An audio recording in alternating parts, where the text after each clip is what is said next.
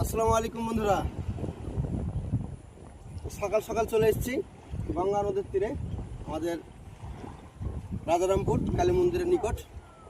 তো সবাইকে জানাতে চাই যে দুর্গাপুজো উৎসব হলো, আশা করি সবার দুর্গাপুজো ভালো কাটলো, বিজয়া ভালো কাটলো। তো ভালো কাটলো বলতে কি, যা বন্যা চললো, প্রতিদিন নিম্নচাপ বৃষ্টি, এতে আশা করি অনেক বন্ধুদের কষ্ট হয়েছে পুজো মণ্ডপ ঘুরতে বা অনুষ্ঠানে যেতে। অনেক বান্ধবীর হয়তো প্রত্যেকদিনের নতুন নতুন শাড়ি জামা কাপড় পরাই হয়নি।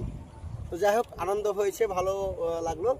আর এই যে আশ্বিন মাসে প্রতিবারই কিন্তু আশ্বিন মাসে একটা ডাউর যায়।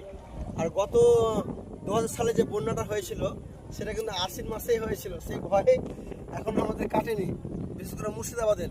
হ্যাঁ, তাই চলে এলাম সকাল সকাল আজকে গঙ্গা নদী পর্যবেক্ষণ করতে, যে হয়তো বন্যার আশঙ্কা আছে কিনা। কারণ প্রতিদিন জল হচ্ছে, এবারে কি বলবো, এবারে এত জল হচ্ছে যে মানে বর্ষা এসে যেতে ভুলে গেছে।